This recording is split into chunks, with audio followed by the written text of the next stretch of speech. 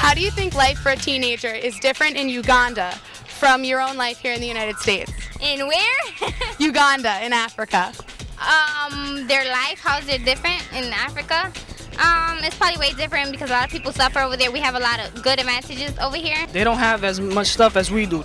We spend more money on things like we don't need, and they just don't have money. They don't really have as much things as we have. Like they don't have like the different varieties, like let's say of video games. Let's say they just have like basically each other and like the clothes on their back. It's much different. I mean, we live in such a, different environment than in Uganda. Probably a lot less upscale, we'll say. People are more simple, not materialistic. Oh, it's different because over there they don't have that much technology. We're more privileged than they are because over there money doesn't come as easy. They have to work harder for it. I think because they don't really have the video games, stuff like that, so they'll be like more grateful for it. Definitely what we have around us within freedom and everything like that. Material things ain't really as much important as it is the kids over here. They probably believe more in family value and customs. Well, life in Uganda is like pretty tough. Like here we have like all these comforts, while in Uganda it's tough to survive. Like only the rich have like any sort of well-being, while like other people are like sick and dying of AIDS, and it's really tough and sad. I think that they're very poor there, and AIDS is like spread a lot, so a lot of them are like dying, and they don't have it like as fair, I guess, because they don't have enough money to like pay for medicine and stuff. Hey Jess, you play soccer, don't you? Yeah, I love soccer. I'm a goalie. Let's see you catch a ball. What is this? It's a soccer ball.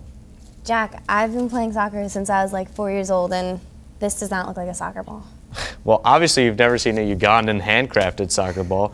This is what they make because they can't afford real soccer balls. Wow, I can't imagine having to make my own soccer ball. But I guess everyday life in Uganda is completely different than life in America.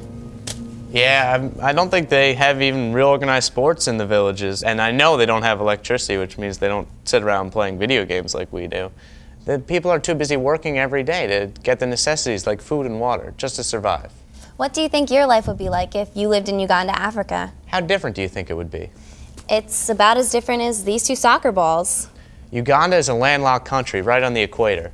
It's bordered by Tanzania and Rwanda to the south, Zaire to the west, Sudan to the north, and Kenya to the east.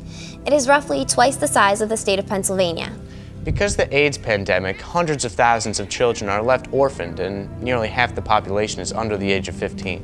Compared to the United States, where the life expectancy is 77.9 years, in Uganda, the life expectancy is 53 years. There are also a large number of infectious diseases such as measles, pertussis, respiratory tract infections, anemia, tetanus, malaria, and tuberculosis. So what is the life like for the average Ugandan teenager? And how are the teenagers in the Diocese of Trenton trying to help make their lives better? A day in the life of a Ugandan teenager. That's what we'll be talking about today. Hi everyone, I'm Jess. And I'm Jack. And this is Realfaith TV. Along with our regular studio guests, we have a very special guest who can tell us a lot about life in Uganda because he's been there on several mission trips. Through his vision and leadership, he set up a partnership between our diocese and the Diocese of Kasana-Luweero in Uganda.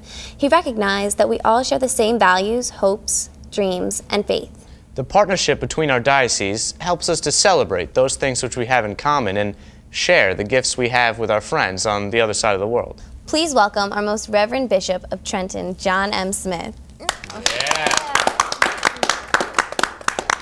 Thank you very much, Jess and Jack, for inviting me to be on this show with you to talk about the Diocese of Kasana-Luweero.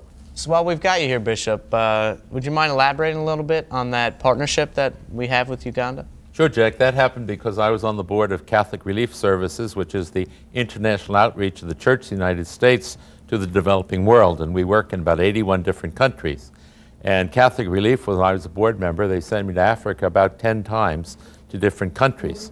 And one of the trips was to Uganda, and there I became friendly with a bishop of Kasana-Luweero. And I was trying to figure a way how we could make some impact on the tremendous difficulties Africa is having. And I thought in a little way maybe we could help this one small diocese in this one particular part of Africa, the Diocese of Kasana-Luweero. So that was the birth of this idea of twinning with his diocese.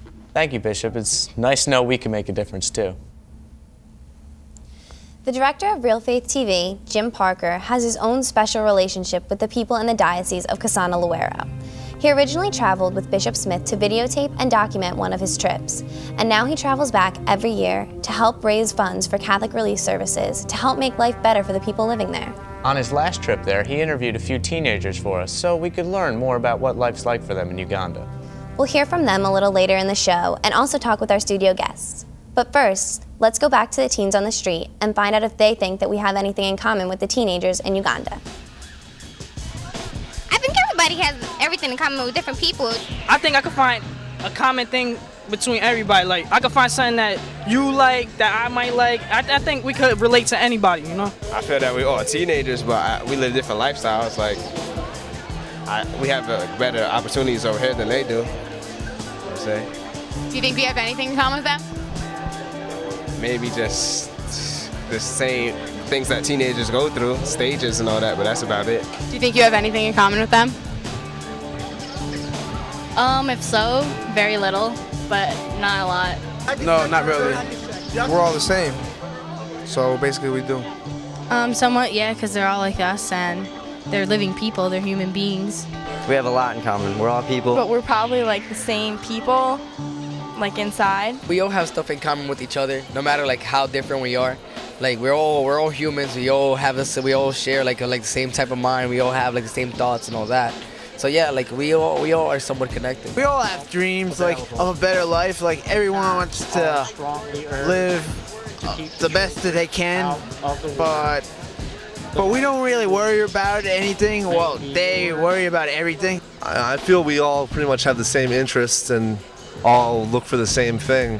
So yeah, I'd have to say that there is a lot of common things between us and any teenager all over the world. I really like what a lot of teens said, how we're all people and that makes us have a lot in common. We all have hobbies, we all like to do things, and we all go through phases. That's true. Bishop Smith, I'd love to hear your thoughts on this, but first, let's introduce our studio guests. They are Vince, Katie, Ijama, Mark, Gina, and Katie.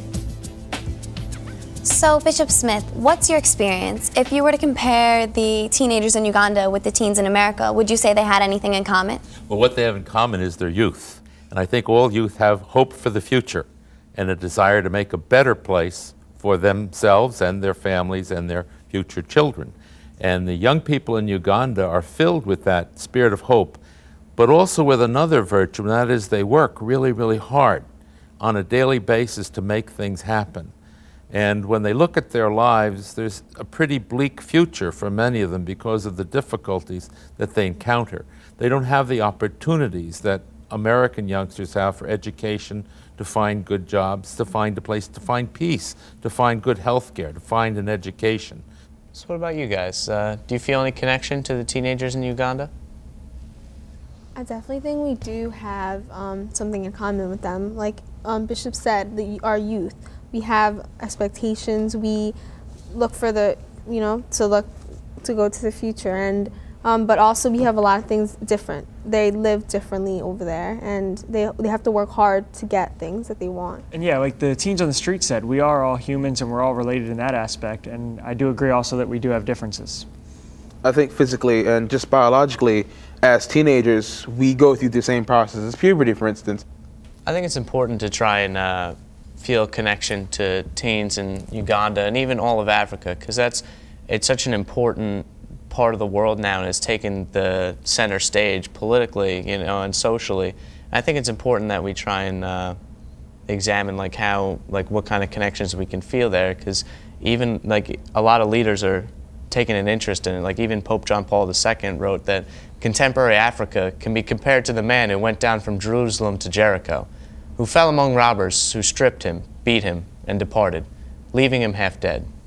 Africa is a continent where countless human beings, men and women, children and young people, are lying, as it were, on the edge of the road, sick, injured, disabled, marginalized, and abandoned. They are in dire need of good Samaritans who will come to their aid.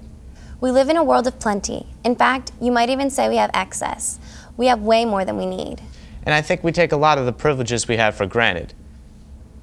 So what about you guys? What kind of privileges do you think we take for granted? I think like medicine and like the hospital, because like many villages don't like have like we can like if we're sick we can just go to the hospital, but they can't. I think we take food, water, things like that for granted a lot. I think something even as simple as coming home to a safe, warm place, they don't have that. They have shacks, and we have these beautiful houses around, and I think we don't appreciate that as much as they would. Also, in education and, like the bishop said, opportunity. I think even like going to the library, something that I enjoy, is something that they can't, appreciate. Bishop Smith, in America we take so much for granted, and gratitude's really important. Would you say the teens and the people in Uganda have a lot of gratitude? They have a lot of gratitude to the Diocese of Trenton, because they're astounded that people from the United States would be interested in their lives and in helping them in some way.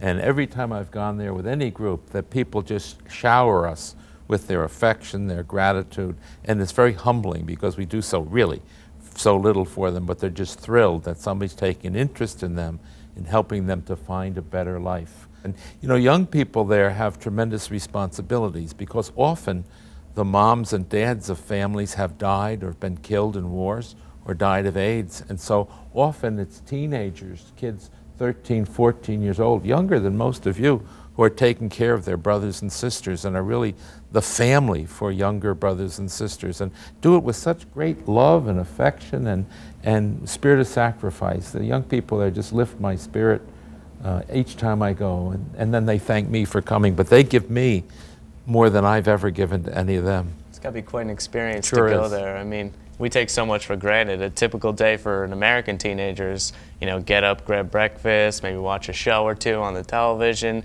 go to school, enjoy the benefits of our great education system and everything, come home, play some video games, go play with friends. There's not much work or sacrifice involved there. A typical day for a young person in Uganda is much different than that. Many children in Uganda don't even attend school because their families can't afford it. And as for grabbing breakfast, well, they're lucky if they even get one bowl of porridge a day. And even the children who attend school have to work before and after. That's true, Jack, because many of them are responsible for the family members who are younger than they are, so they have to be sure that there's food for their little brothers and sisters, some of whom may even be infants. It's an extraordinary thing to experience, so different than the United States. Yeah, that's rough. I'm oldest of 5. I don't know if I'd be able to support everybody. Next, let's meet Jane and Joseph, both Ugandan teenagers. They'll tell us what a day is like for a typical primary school student. Carry your candle, run to the darkness, seek out the whole place, confused and told. Hold out your candle for us to see. Take your candle, go light your way. Take your candle, go light your way. Okay, like from the age of 8 years to like 14, when they wake up, they have to fetch water for those ones in the villages. Then they have to wash plates, sweep the compound. After that, then they rush to school. But most of them, they don't get their breakfast. So they go hungry, go to school, and they have to just study. Because of the poor affairs of the family, the parents decide that at least each student has got to go home after maybe doing some cultivation, and also in evening you fetch water. You may also go and do some cultivation, collect firewood. Of course, you have to move some distances from home, like 1 kilometer, sometimes a half when it is nearby. Then you carry a jerrycan on your head for the young ladies, the girls I mean. Then for the boys, you just carry it on the hands, balancing.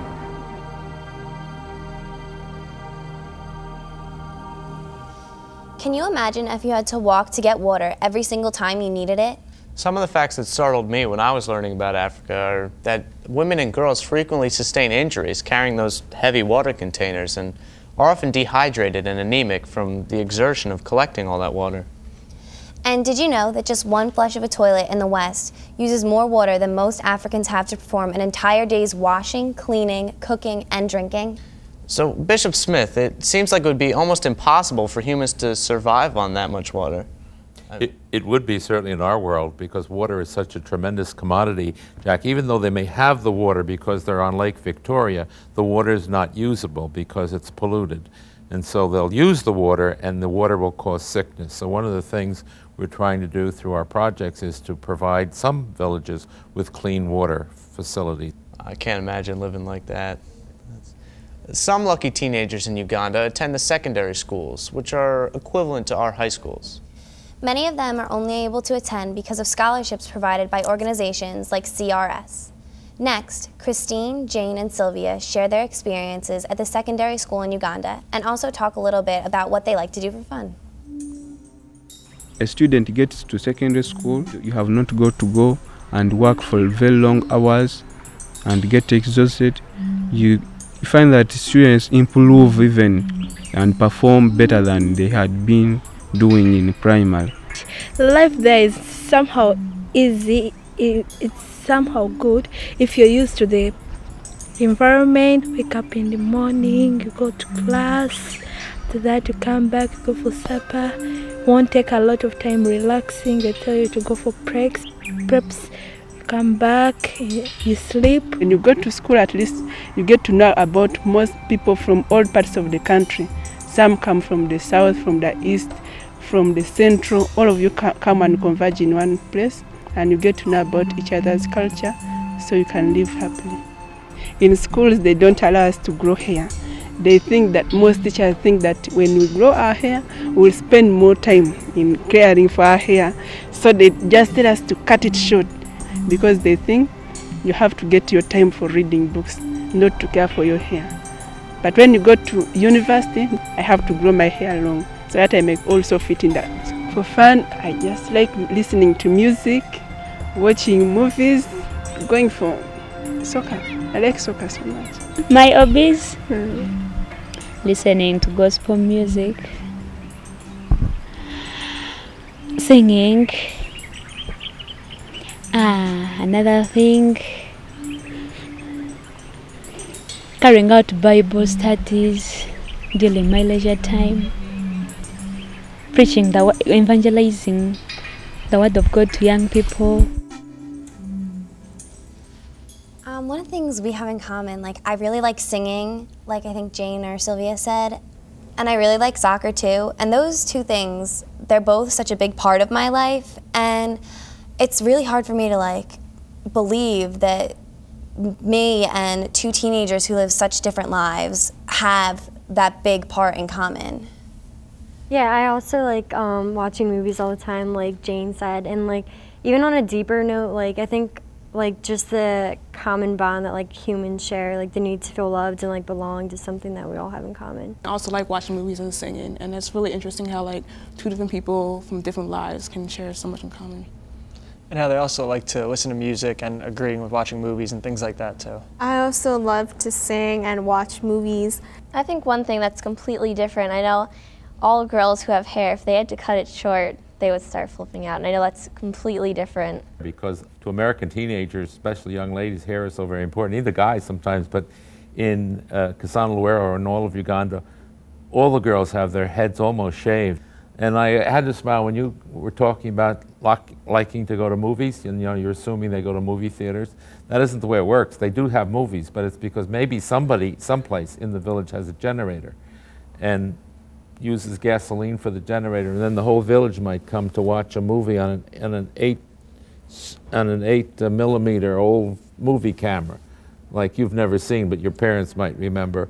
And when they talk about music, maybe in the village there'll be a boombox, or what they really like to do is just get together and have a jam session where they sing to themselves. So Bishop, what are some of the things that our close partnership with the Diocese of Kasana-Luweero have been able to give them?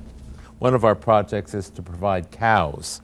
And a lot of young people have gotten together and have projects where they raise money to buy a cow. Now, to give a cow in Uganda is to give a whole family sustenance, because from the cow they have milk to eat, drink, and they can also sell the produce. So we've given about 300 cows, most of them by kids who have raised $300 to buy a cow. It's the Catholic Church that provides the schools for the kids.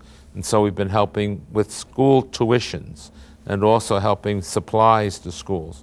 We've also done some water projects where by putting a big metal container out, it catches the rainwater. And the rainwater is pure water because it comes from the sky rather than have to use the river water or subterranean water, which is polluted. We've also helped in some of the dispensaries. You know, in that part of the world, the church really is the outreach to the needs of people, because the church really runs the hospital system. We've done a whole lot of wonderful things, but there's a lot more possibilities. Sounds like you've done so much, but what can we do to help? And if you had the opportunity to help, would you?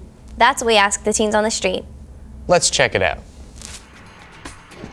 I'm a big helper. I love to help people, and that's just the perfect opportunity in a place in the world where, you know, help's really needed. I've seen a lot of commercials of the kids suffering, and I would want to do something about that, like food, charity, clothes. I don't know, it'd be tough. Like, I guess it would be nice to help people out and make a difference. I like being a role model, so, you know, like, I would definitely try to help people out. Of course. Why? To help them, because they don't have as much. We have everything here. Yeah, definitely. It would be an experience. Yeah. Yes, definitely. I would. Why? Because I think it would be nice. It would help, I don't know, it would just be like a thing for me, you know? I'm pretty sure I would. I'll make an effort, but I don't. Yeah, I try. I would definitely do it. Why? Because it's a change, and that's what I like doing. Yes, I would. And I'll bring a lot Why? of people with me. Oh, because I would love to help people. I mean, we're in a better situation than them, and just helping people is good. Yeah, I would do it. Why do you think you would do it? Because I feel bad, because it's not like fair to them that they don't get to live their life fully like we do. I'll do it for the simple reason that I've had a lot of help in my life ever since like growing up. So it's always good like to like share the wealth. Yes, I would. I want to go to Africa. I do. Yeah. What would you do there? I want to go like do the Feed the Children thing, like that they have on TV and stuff, and I want to just help them out. I want to spend more than a day there. I want to spend weeks. Are you planning on doing that in your lifetime? Yes, I want to. That's one of my goals. Actually, I agree with the last girl because that's something I've been trying to do. I want to, find out how to get to Kasana-Luweero and, help out a little bit there. Yeah, even at home here at like my high school, Notre Dame, through the service learning part of our school, we've managed to, help supply Jane's education for secondary school, and so just in small ways here at home, we're starting to make a little difference.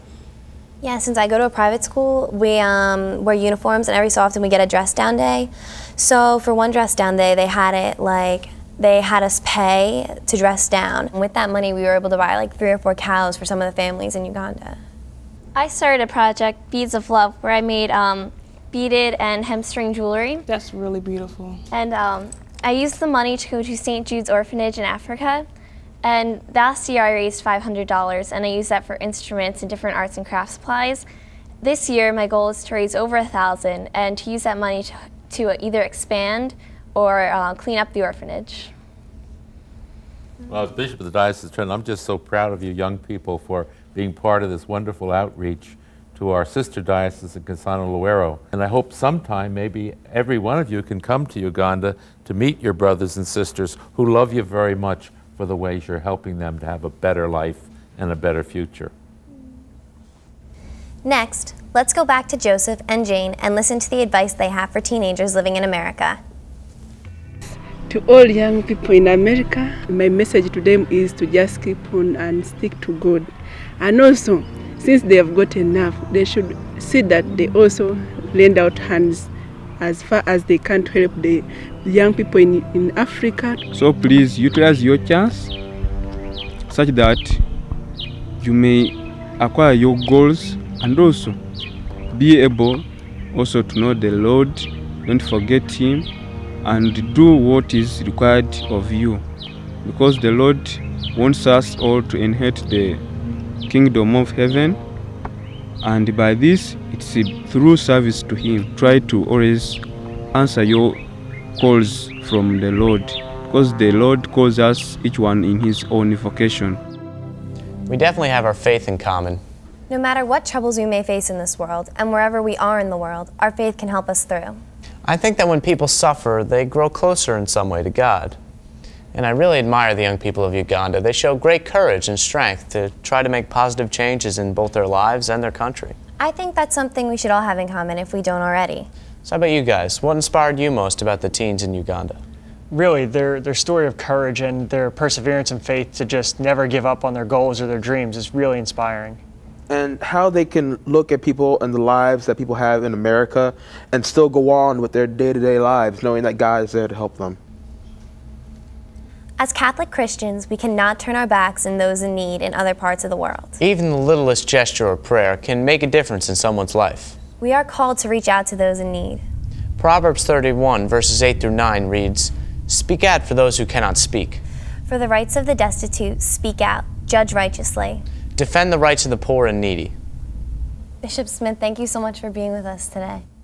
Thank you so much for having me, and I want you to know that the young people of Kasana-Luweero pray for you every day. Every liturgy I ever celebrated there, they always pray for the young people of the Diocese of Trenton, and I hope you pray for them too. And thank you for watching. If you'd like to know how you can help the people living in Kasana-Luweero, log on to the Catholic Relief Services website for the Diocese of Trenton. The address is www.crstrenton.org. We'll also post a link to the site on our website, www.realfaithtv.com. We leave you today with a quote from Call to Solidarity International Challenge for U.S. parishes. To the eyes of faith, the starving child, the believer in jail, and the women without clean water or health care are not just issues, but Jesus in disguise. Thanks for watching. We'll see you next time on Real Faith TV. God bless.